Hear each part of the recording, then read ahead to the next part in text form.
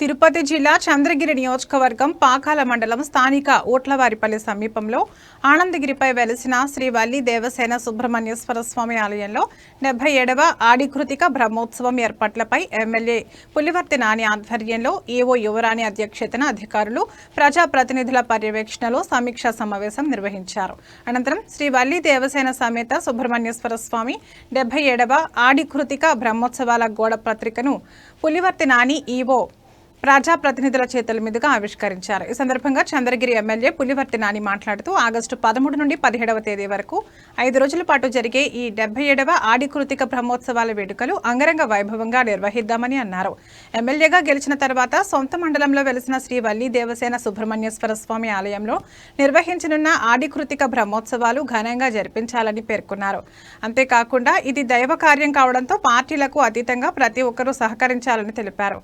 ఆడికృతిక బ్రహ్మోత్సవాల ఏర్పాట్లపై వివిధ శాఖల అధికారులతో మాట్లాడి పలు సూచనలు సలహాలు స్వీకరించి భక్తులకు ఎలాంటి అసౌకర్యాలు కలగకుండా తగు ఏర్పాట్లు చేయాలని సంబంధించిన వివిధ శాఖల అధికారులకు సూచించారు. ఈ కార్యక్రమంలో పాకాల జడ్పీటీసీ పద్మజాబాబురెడ్డి, దేవాదాయ శాఖ ఏసీ రామకృష్ణారెడ్డి, తహసీల్దార్ సంతోష్ సాయి, పాకాల సిఐ సుదర్శన్ ప్రసాద్ తదితరులు పాల్గొన్నారు.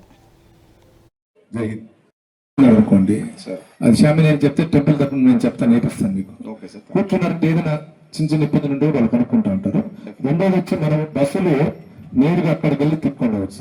అది మీరు అయిన తర్వాత వీళ్ళు ఉంటారు, చైర్మన్ గారు, వీళ్ళు ఈఓ గారు, అందరూ అధికారులు ఉంటారు, ఇన్స్పెక్టర్ గారు అంతా.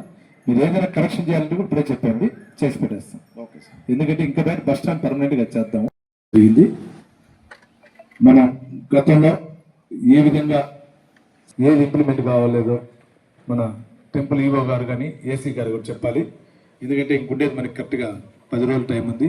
ఈ 10 రోజుల్లో స్థానిక విలేకరులు, ఈనాడు, ఆంధ్రజ్యోతి, మిగిలిన విలేకరులు అందరూ కూడా బాగా ఛానల్ ఇచ్చింది.